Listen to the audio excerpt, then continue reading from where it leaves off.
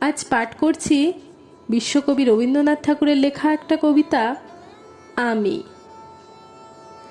আমারই চেতনার রঙে পান্না হলো সবুজ, চুনি উঠল রাঙা হয়ে।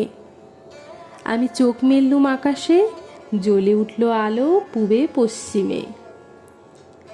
গোলাপের দিকে চেয়ে বললুম, সুন্দর সুন্দর হলো সে। তুমি বলবে এ যে তত্ত্ব কথা, এ কবির বাণী নয়। আমি বলবো এ সত্য, তাই এ কাব্য।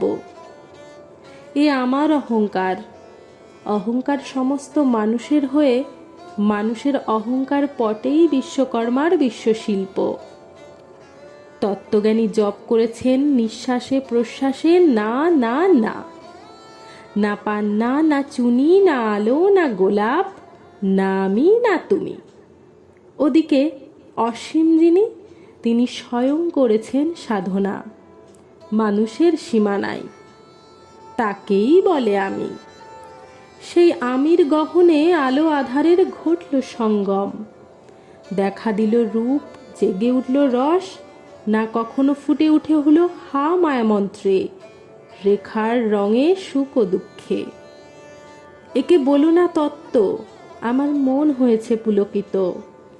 বিশ্ব আমির রচনার আসরে হাতে নিয়ে তুলি, পাত্রে নিয়ে রং।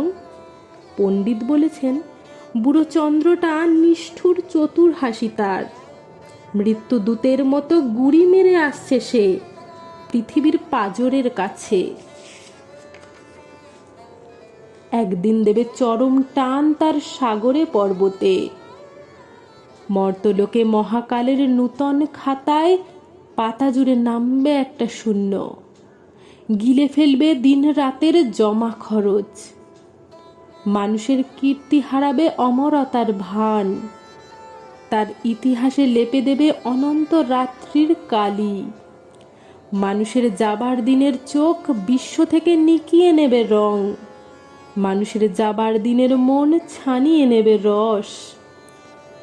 শক্তির কম্পন চলবে আকাশে আকাশে, জ্বলবে না কোথাও আলো।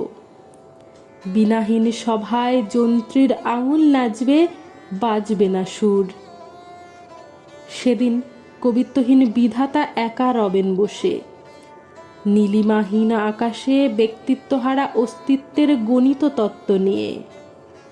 তখনও বিরাট বিশ্বভুবনে দূর দূরান্তে অনন্ত অসংখ্য লোক লোকান্তরে এ বাণী ধ্বনিত হবে না কোনোখানেই। তুমি সুন্দর, আমি ভালোবাসি। বিধাতা কি আবার বসবেন সাধনা করতে যুগ যুগান্তর ধরে? প্রলয় সন্ধ্যায় জপ করবেন, কথা কও কথা কও।